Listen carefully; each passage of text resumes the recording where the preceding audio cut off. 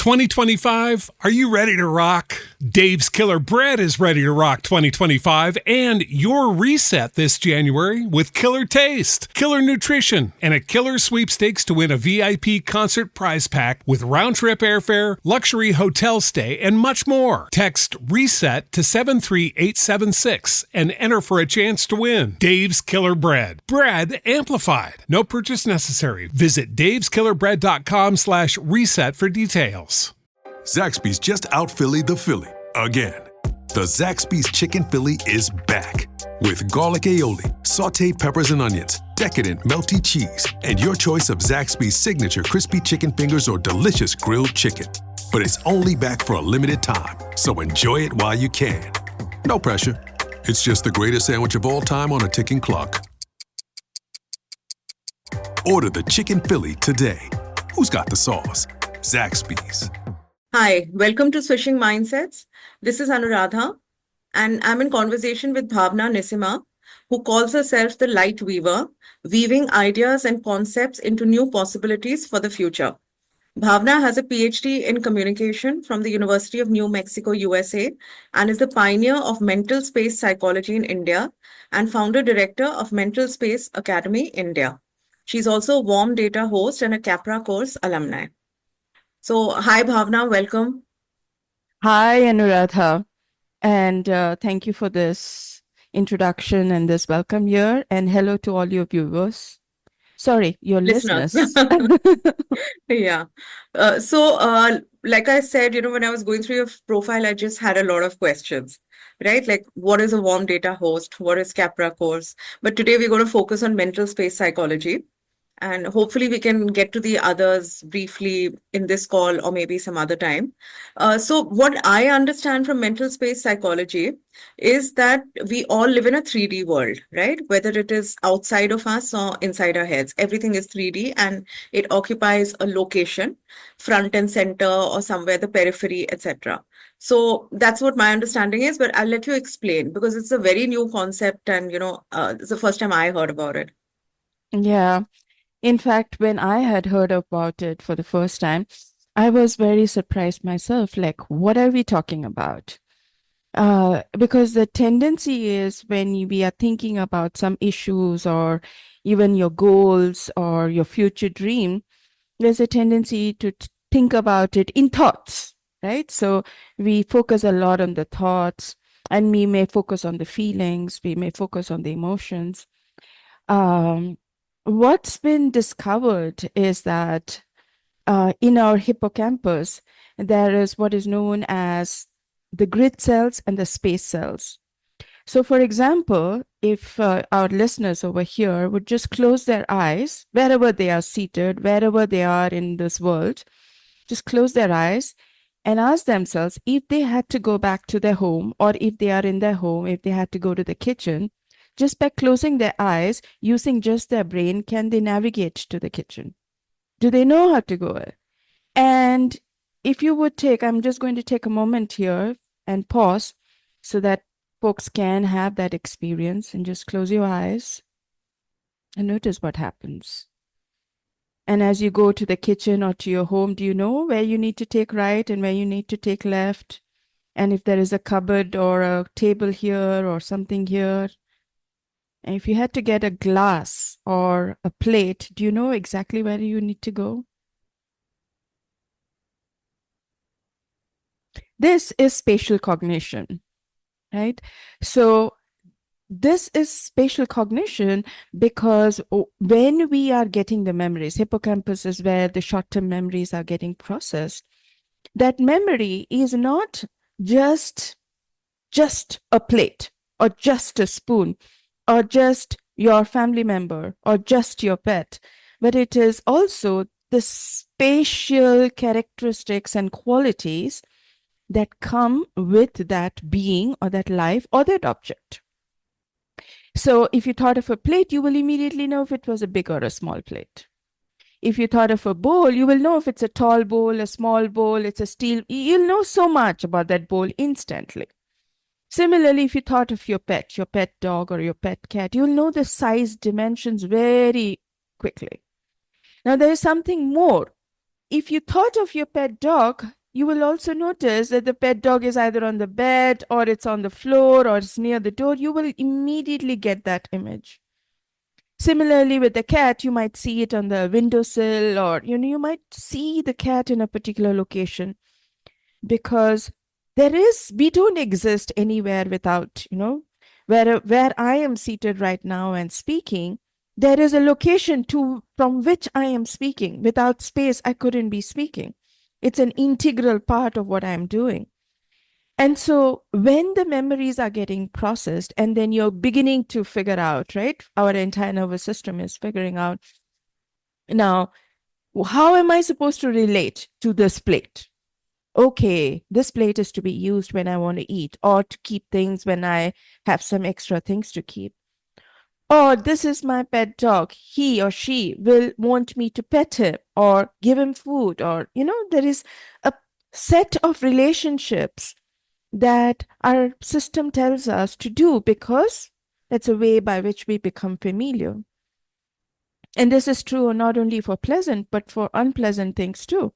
You want to remember, I don't want to eat it. Last time I had an allergic reaction. So, but there is a way by which we have to remember.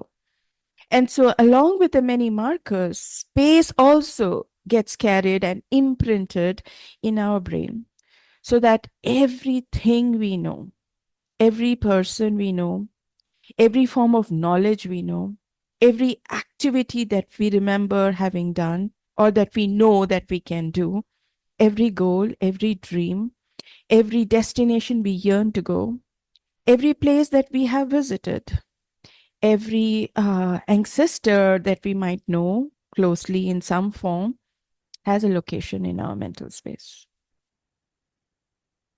And mental space, Anuradha, is not just inside the brain or inside your body. It's in the sensing space all around your body, which means, as if you thought of where your body is, and as far as you can sense your environment, and slightly above your head to the extent you can sense, and to the back of your body to the extent you can sense, is your mental space. So the space is not inside, but it's outside. So the work that we do in mental space psychology is, we want to use space as a therapeutic tool. So for example, when people have a problem and we're like, okay, how am I thinking of this problem? Coaches would want to frame it in certain ways and say, so you're holding it in this way. What about you hold it in this way? Instead of, it is impossible, it is maybe possible. And how does that feel? So we play with language, we play with frames, we play with organization, we play with feelings. We use multiple other cognitive methods to work through something that may be challenging us. But mental space psychology does something a little different, because space is the primary foundation of all that we know. We simply ask, where is the problem? You see, it's a very different thing. And so at this moment, I can ask our listeners to think of a problem that you have. And I'm going to give some pauses in between, because I want you to get the time to feel and kind of decide what your problem that you want to focus on. So think of the problem and feel the feelings that you have for this problem.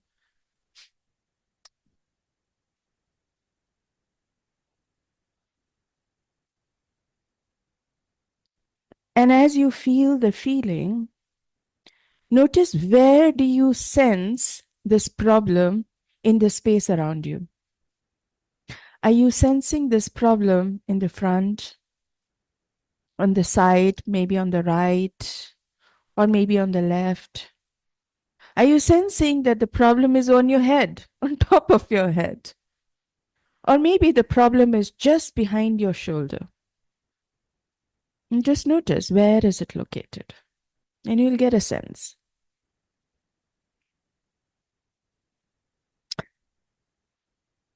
So right now, I'm going to play along with your listeners and just I'm going to sense in to one of my own problems, because we all have problems, right? I mean, there's no one who is going to transcend out of the problem. So I'm going to think of my problems, our problem right now. And yes, it's about my respiratory allergies. I'm just having a really bad bout of it. And so I'm going to focus on that and feel the feelings.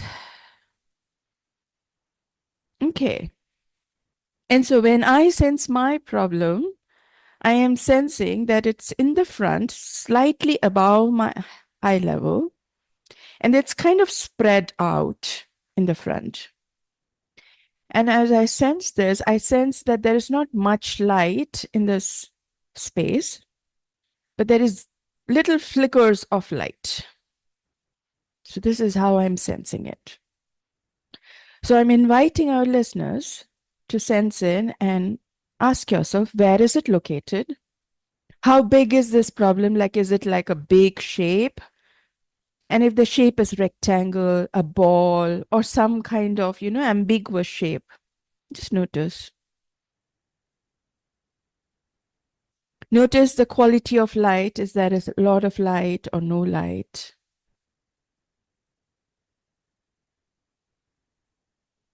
Maybe you will even get a sense of the texture of the problem, that it's all prickly or spiny, or maybe it's slimy.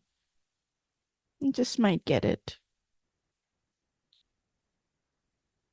Okay.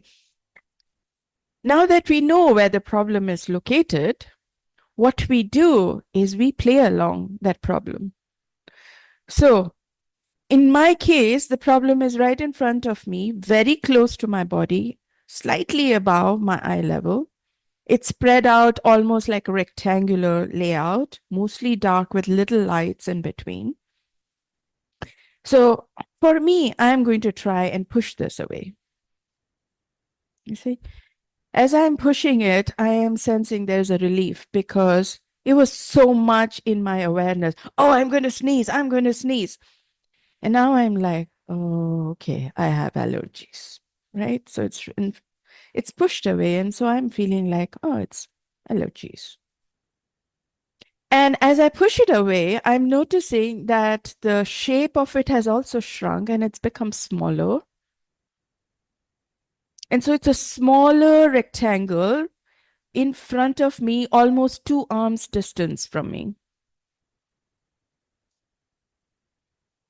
And I'm also sensing a relief in my nervous system as I'm doing this. Okay. Because here is the thing. One may have allergies and it may be, the entire nervous system being activated and you sneezing and all that. But there is another aspect to it. It's like you become so tuned into the allergies that you're waiting for the next sneeze, right? And so I'm like, oh, I'm going to sneeze now. I'm going to sneeze now. And so your entire body is focused on the sneezing thing. And the next thing you know, you're just, right? Right. Or it's like I have a meeting, I hope I don't sneeze in the middle of it. So it's like that. You're just Yes. thinking about it. You're Right. thinking about it. Yeah. So what we do is instead of thinking about the thoughts, we just change the location.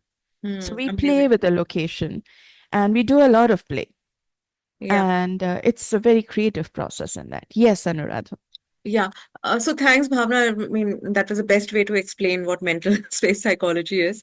So I was listening to, one of your YouTube videos, and that is Mental Space in Academy, right? India. Yes, Mental Space Academy India. We have a YouTube channel. Yeah. Yes. Yeah. So in that you said that there's some people like me, we can't visualize very easily.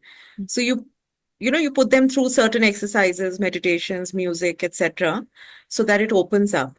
So, how does that work? Because, this visualization is very good, but suppose you cannot visualize Mm. immediately.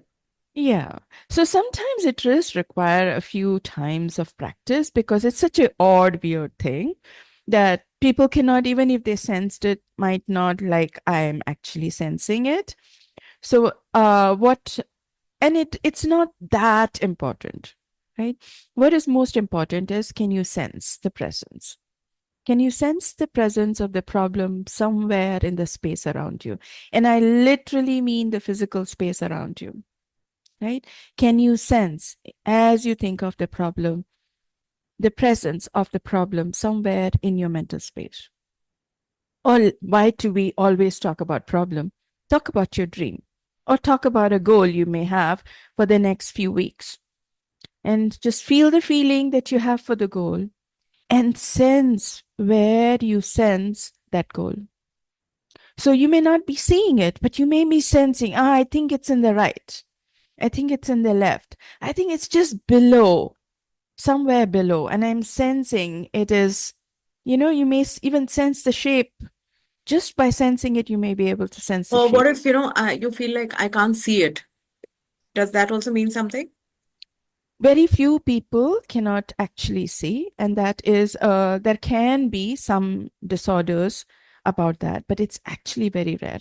Oh, that's interesting. Most people can see, and it comes over time. Sometimes we may have shut down our seeing, our internal seeing maps because of there might be other reasons Yeah. why that might happen.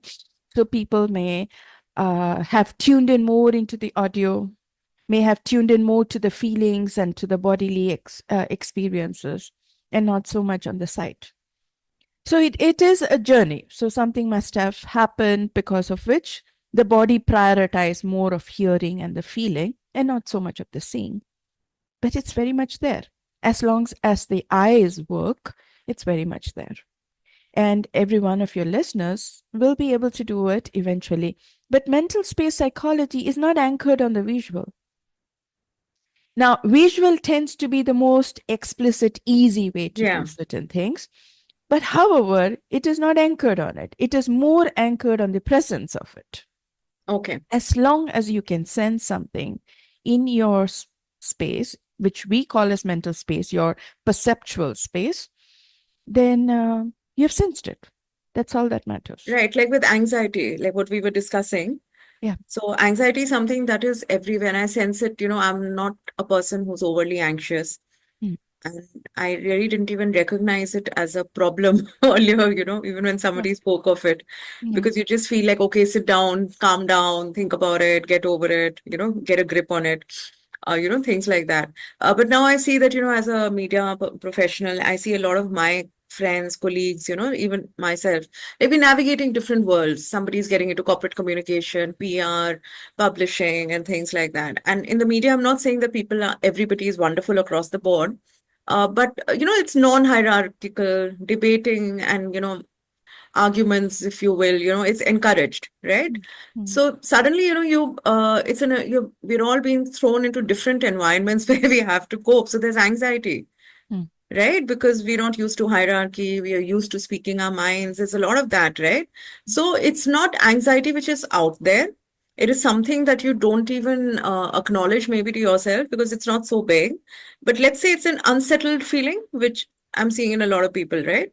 Mm. So, and this is a workplace issue which I see in a lot of, maybe sales teams.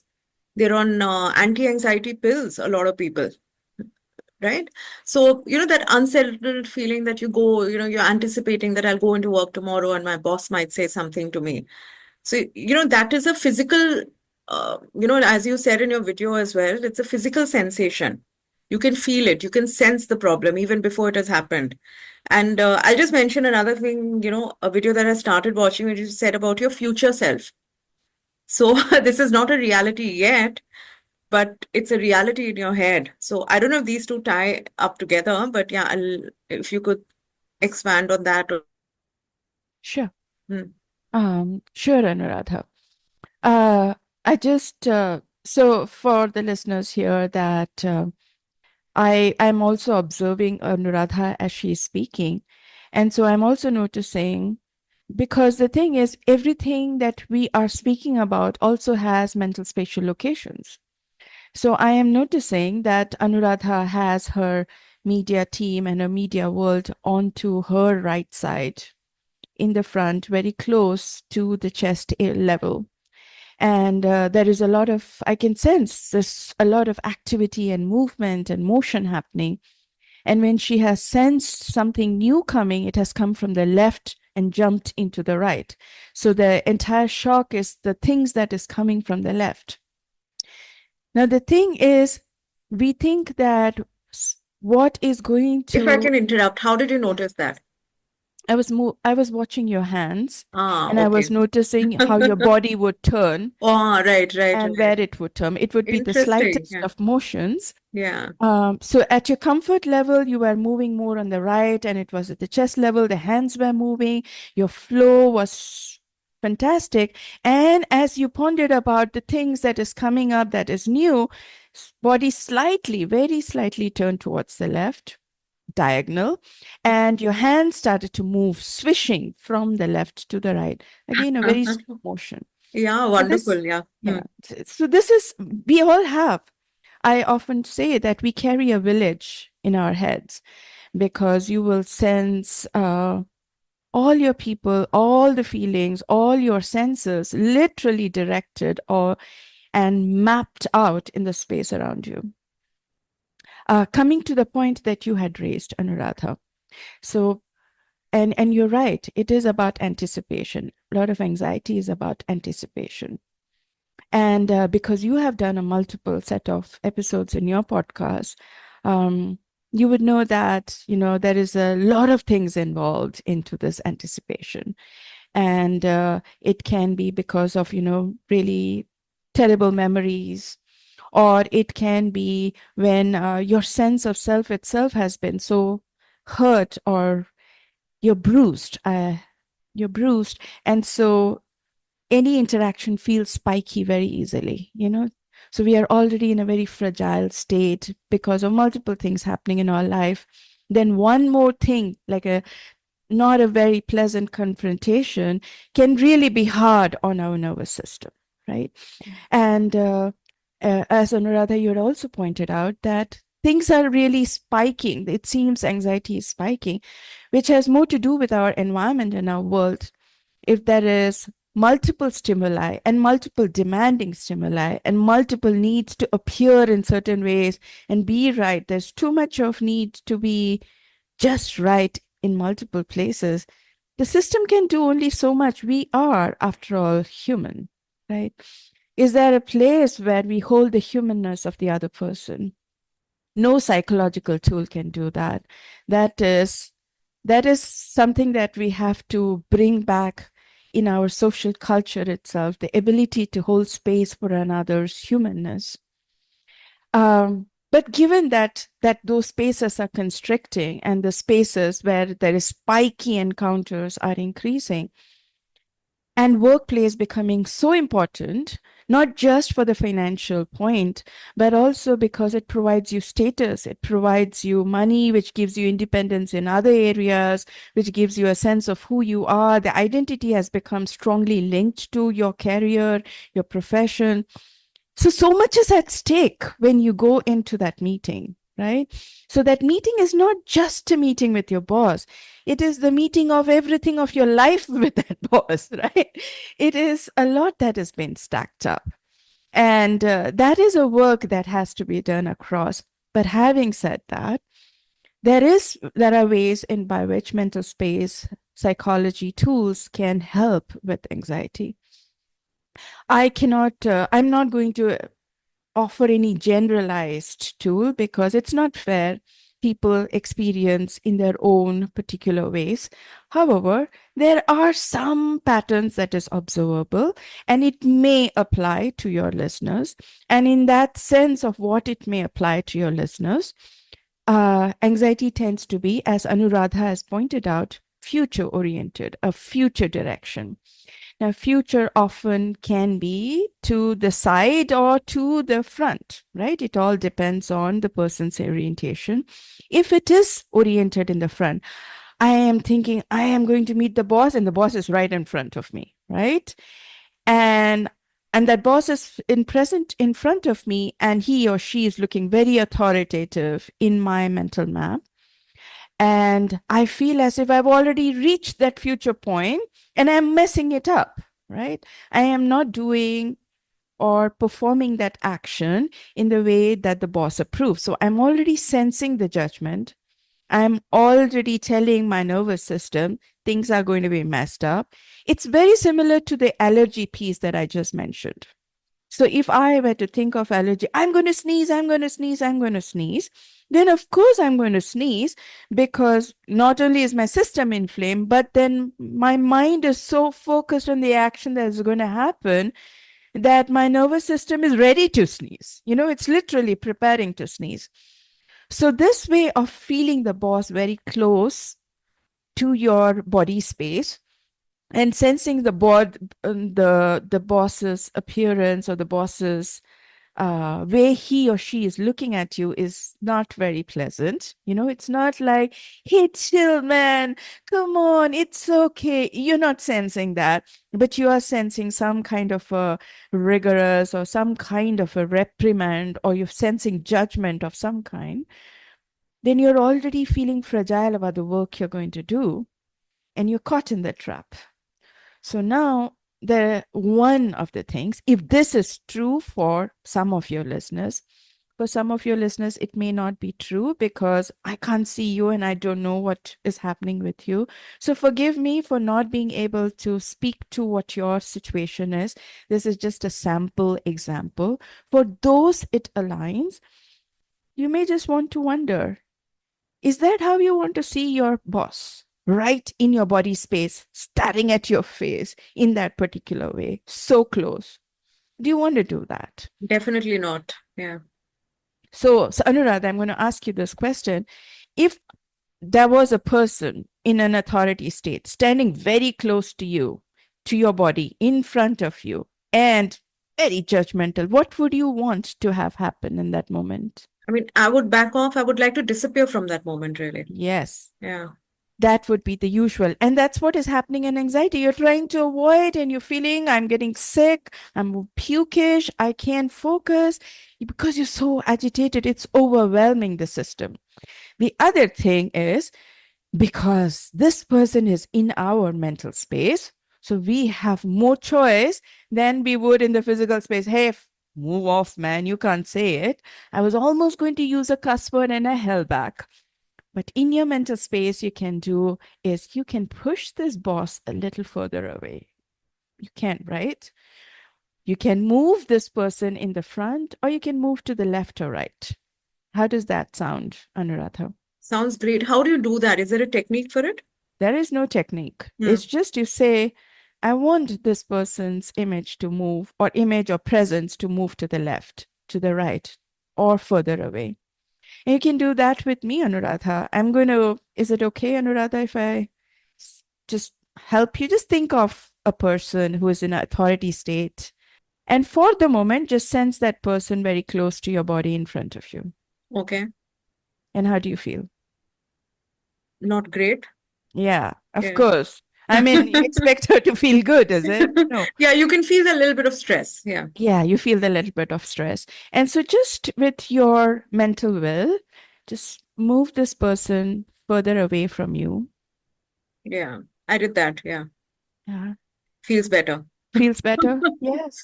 Yeah. And instead of front, you can move this person to the left or right too. Yeah, I moved him right away.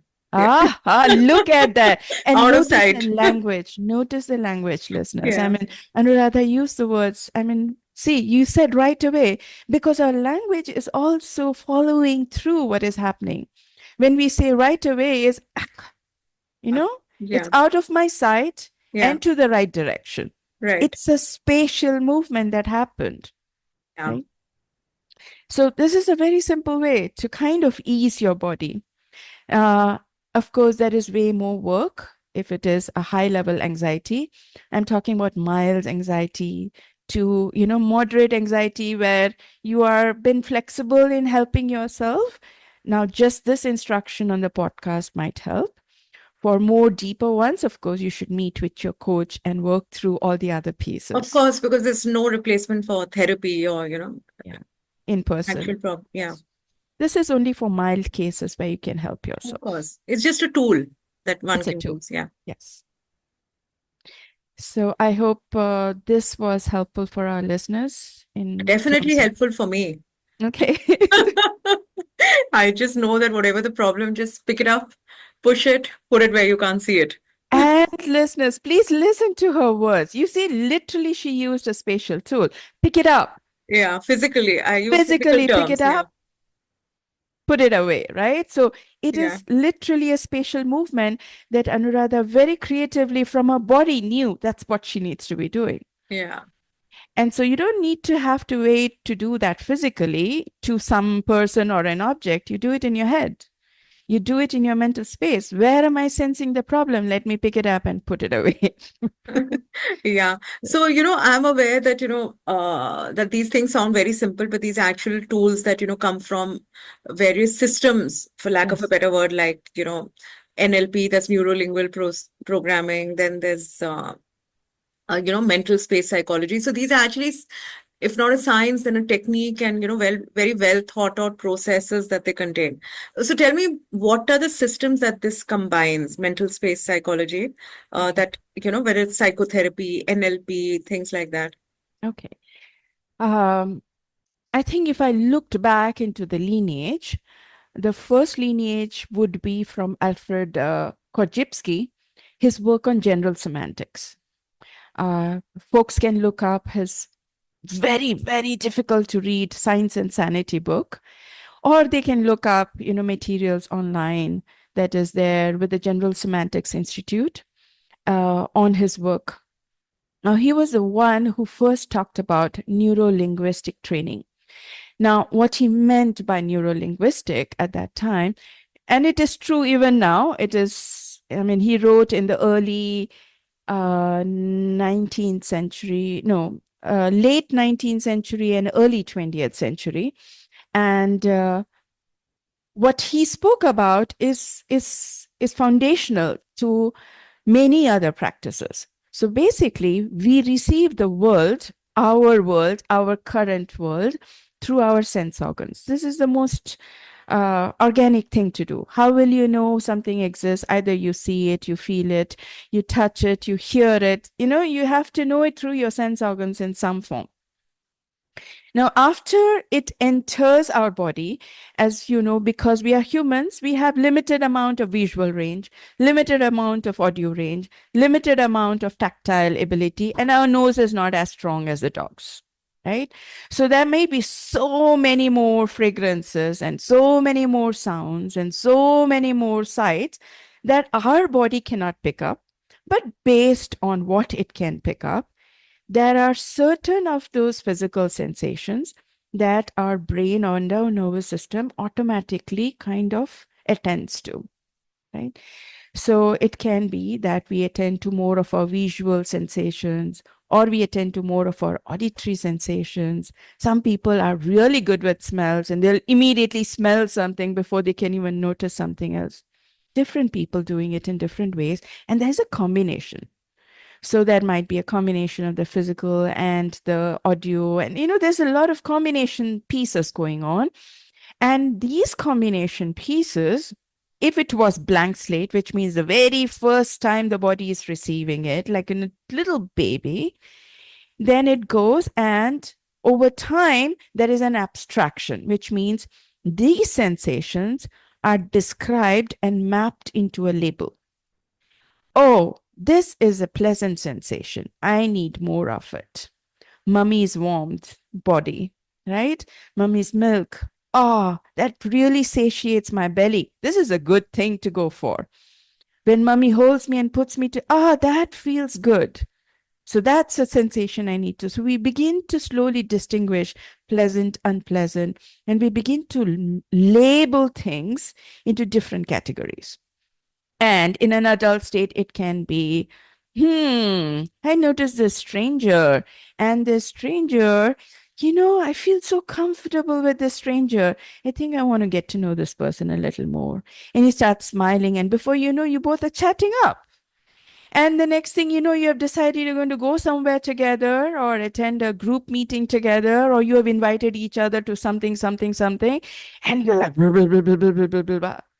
And you're wondering, these kind of people really work well for me. And you've started to categorize. And then you might have had a friend you thought you really trusted, and that friend did something that was hurtful, or you felt betrayed by that friend, and it began to map out, right? These are the things that is happening because, and we're not doing it so much at the conscious, unconsciously we are picking up very quickly. And so so Alfred Korzybski was basically noticing how we are taking the basic physical sensations in our nervous system and slowly categorizing and labeling it. And the more we become attached to the labels, the more certain sensations are only attended to, leaving out many more other sensations, forming that single monocultural perspective, which means this is the only story of this person or this situation or of me, and that rigidity that comes into our nervous system. This over time, later, somewhere in the 1970s, there were these two young men who were working, and they noticed certain things, and they were aware of general semantics, and they were aware of language patterns, and they went on to develop the neuro-linguistic programming. They called it programming. Alfred Korzybski used to call it training. They called it programming, and that came to be neuro-linguistic programming. And they set up a set of tools to go along with it. And they have also borrowed a lot from Gregory Bateson, who was thinking about all these issues. What is the difference? How do we actually pick up hot and cold, for example? You know cold because of your experience of hot. You know hot because of your experience of cold. They're all relative. So if I like a person, it is in comparison to something, something, something, something. If I dislike a person, it's comparison to something, something, something, something. So in essential, a person is not likable or dislikable, but in relationship to what I am experiencing in the world, certain things are likable, certain things are dislikable, right? And so neurolinguistic programming started to play with that because it's a relationship, it's a relational understanding. How do we play with the relation? So if I brought in something else, would this then be will you be sensing it in a different way? So from that, Dr. Lucas Derks had studied, who is the founder of mental space psychology. He studied neurolinguistic, the earliest books of it, in the 1970s in his college as an undergraduate student. And so he was like, oh, this makes a lot of sense. And he started to work on it. And as he started to work on it, he noticed this other pattern that most of his clients, he had a lot of clients, tended to have spatial patterns. It's like they look in a certain direction, they point in a certain direction, and they repeat it. So there's something going on with regards to space and what they are experiencing and how they are reacting or responding to it. And he began to dig into it. And this he did even before the biological scientists became famous for the notion of the space cells and the grid cells in the brain, which went on to win a Nobel Prize for science. I don't remember, but it was, I think it was in the 2010s and between 2010 and 2020 is when the scientists won a Nobel Prize for that discovery. And the spatial cognition, the space field became really big. Like today, just recently, 2 weeks back, the first term got coined, spatial medicine, where doctors are being trained to notice that you just don't go after medicine as, cancer, go after it. No. Instead, you look at the space. How is the cancer cells moving? What is the spatial location and the shape of it? Where is it moving? And start working based on the space itself. It's a brilliant way to work on things instead of being focused on some abstract diagnosis called something, and instead focus on the body. What is happening in this particular space that is leading to this? How is it spreading spatially? Does it spread on the skin? Does it go underneath? Is there depth in it? Is there, there is so much to think about and you think in terms of space. So space has begun to occupy multiple areas of studies, whether it is the neuroscience part of it. A lot of space studies are happening. And with medicine now, you're having a lot of space. There is a spatial biology concept also, which is looking at biology more from a spatial perspective. And but Lucas Derks had actually predated everything just by observation. He noticed, no, there is a spatial pattern going on, and he began to play around. He was curious about it, and he played around. And from that, slowly emerged his, and it was totally in Dutch and German in the beginning. And that's how this field emerged. I think right in the 90s, late 90s, he was already into it, and the early 2000s, he was in the Dutch and the German field. It was moving really well.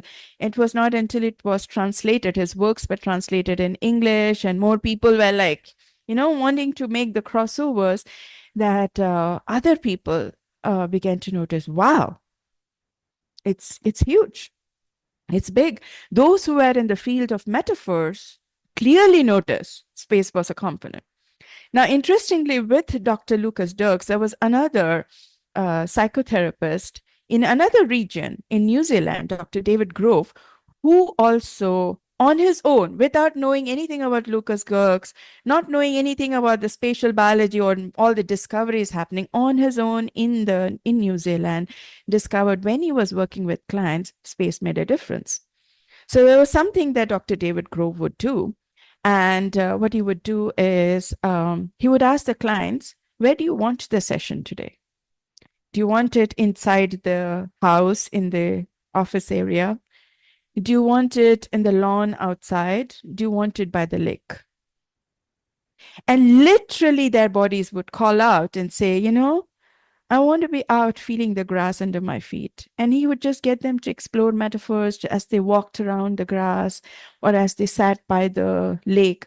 It's so phenomenal. The entire process is just phenomenal. And that he is a pioneer. His work got modeled by other folks, beautiful folks at the Clean Language Institute, forming the Clean Language coaching that came out, which plays with metaphors, and it has a spatial component also in that metaphor work. And that works a lot on the physical space. And from his ideas came the notion of clean space, wherein literally what we do as coaches is we have our clients stand in whatever room or space that is there and ask them to sense into that space and walk into those different locations in the room. For example, if it's a room, and experience their issue over there and see what that space is telling them. I have taken my clients up to the terrace. I've taken them to climb over the water tank and have them stand over the water tank and do the sessions. I've had them stand at intersections of crossing and had a session, literally the traffic intersection, because it's like crossroads of life, right? It's metaphorically like crossroads of life. I like the way you said the body called out, right? Body calls The body out, was calling yes. out, yeah. Yeah. And the body tells you, literally the body tells you. For our listeners over here, if you are listening to this podcast on a mobile phone, which means you can move around, notice where you are standing or sitting and you're listening. And then change the position. Ask yourself, where do I want to explore in the room or space where I'm listening? Do you want to explore by the window, or maybe open the door and stand in the corridor and see what happens? Stand outside the door and see what happens. Go to your bed and listen and what happens. Just explore as you're listening to this podcast. What is happening as you are listening to my words and Anuradha's words, and in your own engagement with space? Is something else emerging as an insight? And if you do find something, please send it as comments to Anuradha. She will know that her podcast is being listened to I also. love how you're promoting my podcast.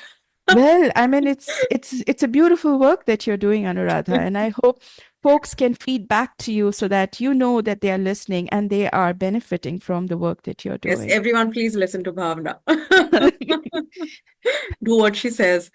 So, I was looking up Lucas Derks, I believe, as you mentioned, he's the pioneer in mental space psychology. So I'll just read out, a little bit about his book, Social Panoramas, Changing the Unconscious Landscape with NLP and Psychotherapy, right? That's his book. So it's just the introduction. It says that, why am I unhappy with my social life? How can I improve my relationships? Why do I feel bullied and intimidated? The answers to all these questions are to be found in your social panorama. So I know I'm making you speak a lot, but if you could just, explain this as well, like what is social panorama? Dr. Lucas Derks coined the term social panorama to describe the kind of work that he was doing spatially with relationships. Social panorama, if you think of the word panorama, is the mental space around you, which has a particular kind of organization for each person, which denotes the different relationships and the different qualities of relationships, right? So what I mean by that is if you thought about your unconscious mental spatial landscape around you, you might sense your loved ones very close to you, somewhere near you, somewhere besides you, maybe in front of you. And you may notice friends who are acquaintances, or, I meet them, but I'm not so heart close to them, located in a particular direction, in a special place. You may notice workplaces located maybe on your right or your left, maybe workplaces located in right diagonal or a left diagonal. I'm pointing towards left and I'm talking about right.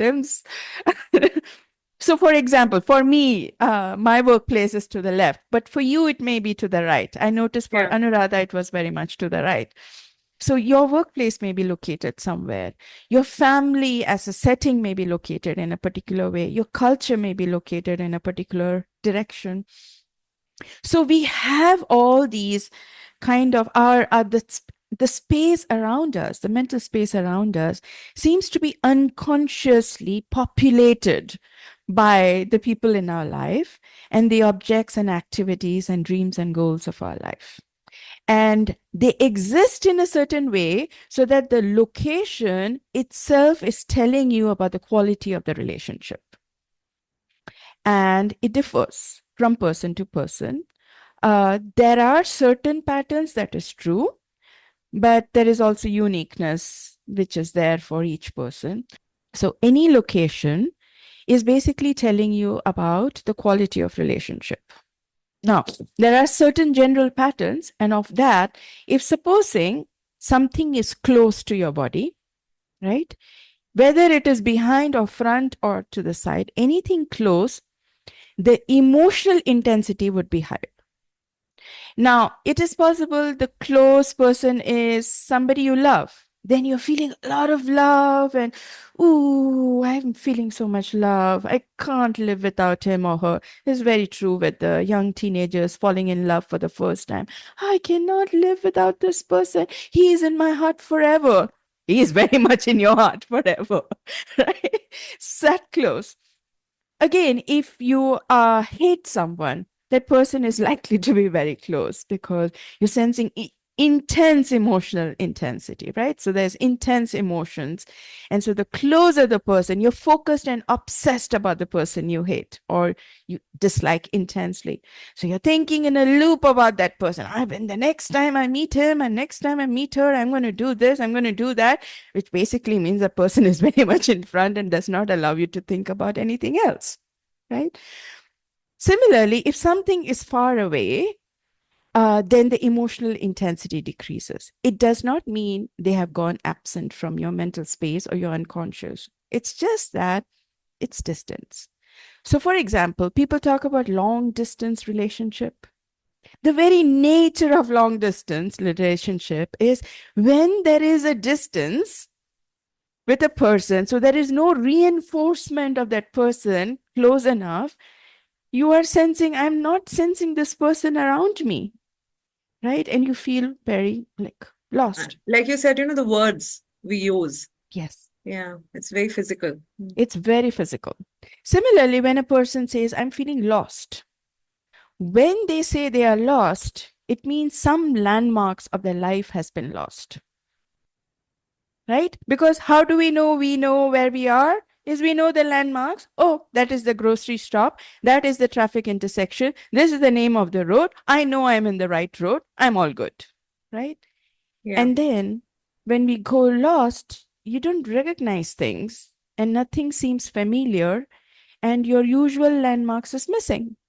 Like, where am I now?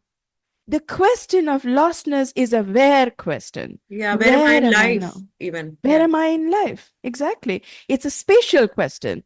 It is not an emotional question. It's a spatial question first and foremost. So we literally work at that spatial level. So this is what we mean by social panorama. Our landmarks of life, our likes and dislikes, our different groups, our family, our workplace, our friends, and, people who have died and have passed on, all of them, including the gods and spirits that we may, fairies and angels, if you believe in them, they all occupy our mental space in a particular way.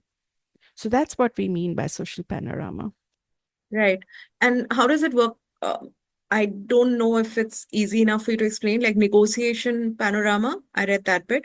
And who is it for? Maybe that's a broader question and easier to answer. Like you said, it can be for couples, for families, parents and children, anybody. So who is this for?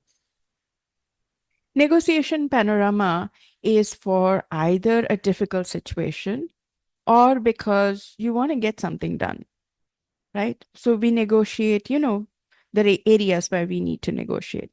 We have to negotiate a difficult issue, or we have to negotiate something that, it's like between two business persons. They are trying to negotiate a business deal, right?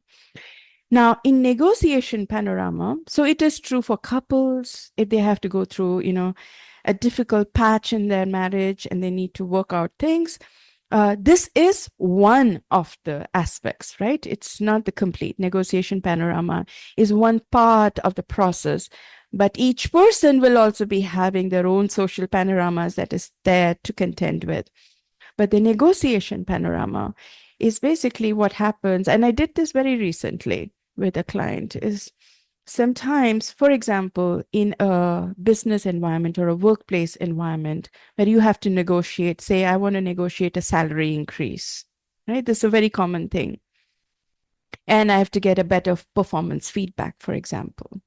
So what is happening in this case is sometimes, I'm not saying every time, sometimes the person who wants to ask for a salary increase or want to ensure that they do well in the performance feedback is having a certain conception about the other person. Maybe the other person is bigger in their landscape or occupies a higher level that is above their eye level. They occupy a more important position, a higher level, literally in your mental space, a higher level. Or you might sense that person is supported by the company's structures and policies, so he or she can make those decisions. So you are entering into that ask or that meeting feeling very vulnerable and fragile. Oh, I'm just this subordinate. I don't have much power in this company. Not many people like me. My colleagues are in competition. You might go with this bruised Self-image, sense. right? Huh. Yes, a Yeah. bruised sense of self-image. And also a sense of your support system. So what we do in negotiation panorama is we ensure that at least in your mental space, you should feel equal, right? We figure out ways by which the other person and you can be in an equal space. Now, this can be true between couples too. So the one couple might think the other couple has all the support system. The other partner has all the support system. I don't. Nobody is listening to me. That person occupies a more important place. I am not listened to. I am the less person in this partnership. But if you go in with this kind of image of yourself, not to say that it is not true or false, that's not our point. I'm not here to discuss the validity of anybody's experience. It is that if you had to do a difficult conversation, how do you at least mentally prepare yourself to be able to work through that meeting or that conversation in a more possibly hopeful ways. Okay. So it is always possible your boss or the person is a brute. It is possible. I do not know the circumstances of your listeners' workplace situation or their marriage situations. It could be. But in your mental space, they occupy a higher position, a more stronger, robust, well-supported position. You've already lost the game. So what we are trying to do is to improve the game by ensuring you feel you're supported. Right? So you bring in your mentors, your strong people, your trustworthy friends, and you have them surround you as if they're telling you wonderful things. They're touching your shoulders. They're cheering you up. So you're going into that meeting feeling that my community supports me. It's so important to feel that people support you. I've also had cases where people genuinely felt that nobody supported and they could not invoke anybody to stand by them. And said, think of this person, no, nothing works. In which case is where I really like the issue of faith. If you have any faith practice, irrespective of religion, you just invoke that godly being or that spirit or the blessing of God or some almighty, and just sense that the blessing is just all around you, over you. You feel supported, right? Which is why people used to go to different places of worship before they go for an important project or before going to get married or a start of a project, because this is a very natural cultural way of ensuring I'm supported by the universe's most strongest person so that I can deal with whatever it is. Yeah, so true. We all just need that support. Yeah. Is there a script, Bhavna, for, something like this that you can tell yourself in situations like this where you need to negotiate? There isn't a script per se, but I can run something right now for your listeners in a very brief way, because everybody's situation is different, and I am just generalizing it in a particular way, and it may not be true Of for course, it's your just very listeners. generalized. So it's a very generalized kind of piece. So listeners, please forgive me if I'm not attending to your particular situation, because I don't know you. I'm just making some assumptions here, and forgive me for my assumptions. All bosses are not brutes. Many bosses are beautiful and wonderful and supportive. And so bosses who are hearing this, please forgive me. I am not trying to caricature you.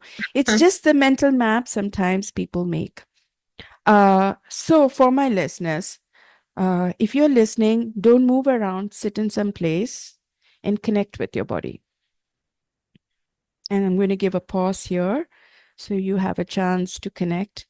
It would be really helpful to ground yourself. So one thing you can also do is to put the podcast on pause and ground yourself, and then press play again so you can listen to my next instruction.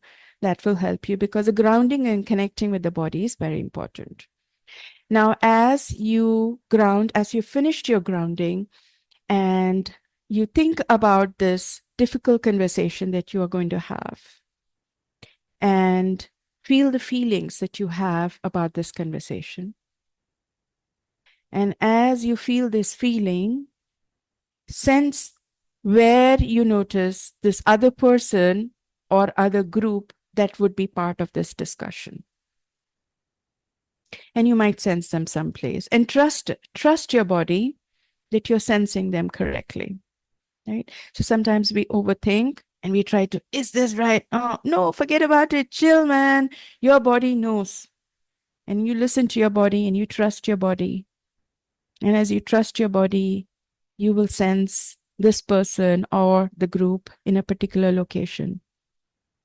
And try and get as much sense as possible. Is this person's eye level higher than yours? Are you sensing this person is looking down on you? Or maybe equal, maybe down? Just notice if there is some such situation. Is there anything else you're noticing about this person or this group? Again, listeners, because I don't know how much time you would need to process this, you press pause wherever you need on this podcast episode. Do the piece. When you're ready, move to the next. Press play again. However, please don't overthink. No more than, maybe 10, 15 seconds max. That's about it. Come back. Listen to my voice again, because you need to keep your mind moving, right? And so stay connected. And as you sense this person and sense the peculiarities, you might also sense how you are feeling about yourself. Now, usually the self-image process is a particular process, and I can't do that process on a podcast episode. But just have a sense, how am I feeling about myself? And you will have a kind of a sense of how you are sensing you in this conversation, right? We need to know how we are viewing and sensing our shape in this conversation. So if you think you're little, you're going to go into the conversation feeling little. If you're sensing you're like haggard and tired and not being able, you will sense yourself, you'll actually enact all of that. So sense that and make, sorry, I'm going to take a step back.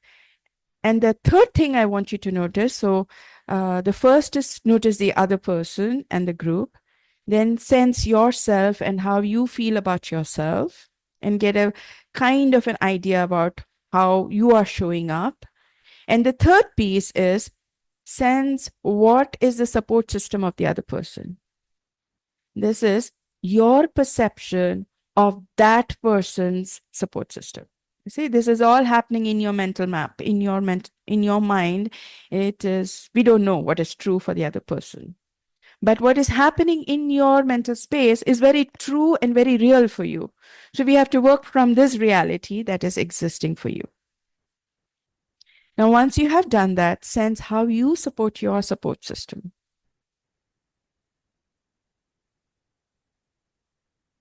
Okay, now your job, listener, is to make this equal. We don't want another person to be less than us. No. We don't want them to be lonely. We don't want them to be, not clueless and skillless. No. We want to afford them the full humanity, and we want to afford ourselves the full humanity.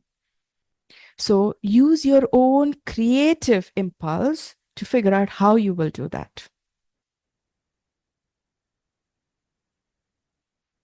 Play around and do what you need to correct the situation in your mind. Do you need more support? Call in your support people. If you don't have support people, you think you don't have, call in, universal powers and almighty. If you have faith in, call them in. Believe in angels and fairies, call them in. You think actors are the ones who can support you? Bring them in. Bring in a character from the novel. Bring in a character from the television series. Let them all stand next to you. Do what is needed. Use your creative impulse to work this. Similarly, ensure that the other person is also supported. Okay? We want to go in with a fair playing field. That's when our tensions and emotions reduce. And give to the other person whatever qualities you think is needed so that he or she will listen and participate in a fruitful discussion. If you think that the other person will never listen, will never bother, you've already lost the game, no? So you want to think that the person is able to listen and respond in a thoughtful way. You need to bring in humanity in that person too. When we think of devils and demons or asuras or, monsters, we actually push them away. And then we feel suppressed because we think they're all real. We want to change that slightly and make them all humans. We know how to work with humans. Sometimes it is even helpful to bring a pet dog or a pet cat to go and sit with the other person. It changes the whole feeling, aura of the experience. So do whatever is necessary. And trust your creative impulse. If you find it very difficult to just follow my instructions and do it in your mind, you can even take a blank sheet of paper and draw it out. Draw out the two people, draw out the conditions that will support both of them to have a fair and equal discussion. Our job is not to dominate. Our job is not to be dominated. Our job is to have a fruitful, productive, hopeful conversation that may lead to something more beautiful in the future. So you can draw it out, use colors, play with symbols. That is also enough. Children do it really well. They'll do the entire play acting. They know how to do it so well, so well. They're the best. You can learn from, if you have a child around, you can learn from the child and play act the whole thing. Okay. And if all of this is settled and you feel comfortable with what you have now mapped out in your mind, then associate a color with this. What color does this feel like? Color is very potent in anchoring certain states. So if you sense a color, sense that you are surrounded by this color. You're filled with this color. And maybe when you go to this conversation, you want to wear a dress of that color or have a watch or a bangle or some jewelry of that color, or just sense that you're filled with that color before you go into that conversation. You'll know what to do. So this is a simplistic tool script, listeners. It is not complete and it may not suit everyone, but I'm hoping that some of you will benefit. And if you benefit, please leave a comment or a message for Anuradha so that she knows that her podcast episode has helped you. She puts in the work and the effort so that you're benefited. And I hope you, either as a lay person listening or as a coach or a therapist, is being benefited, and you can use it for your clients and see what happens. And please give the feedback to Anuradha. Wonderful, Bhavna. So generous of you to do this. And I think this works like a reset, right? Yeah, it's like a reset for the system. So tell me, somebody wants to experience more of this. How can they contact the Mental Space Academy India, you or other practitioners? How does it work? So you can just put in Google Mental Space Academy India and you should get my website. Or you can find me at the Lightweaver House. Again, the lightweavers.in is also my website, in which I do more than mental space work, but mental space is part of the work that I do. I offer coaching as well as trainings with multiple certifications, from certificate to diploma to practitioner. Diploma and practitioner programs are only for coaches and trainers. So it is to help them improve their practices. And for others who are not coaches and trainers, you can take a certificate program, which is foundational level of playing with space for your own practices. In all cases, you can contact me via my website or via both my websites or my email address. And my email is thelightweaver1@gmail.com. Thanks so much, Bhavna. And wonderful to have you on this, and very beneficial for me, and I'm sure for the listeners as well. So hope to do this again sometime. Thank you, Anuradha. I hope all your listeners are perceiving space in a different way. I hope space is becoming more alive to them, that they begin to pay, that I hope the listeners who are listening will begin to pay more attention to both your physical space as well as your mental space, your hands and gestures, your eyes, your body movements, others' body movements, your clients' body movements, and begin to notice the absolute potency of space in all your coaching processes as well as therapeutic tools.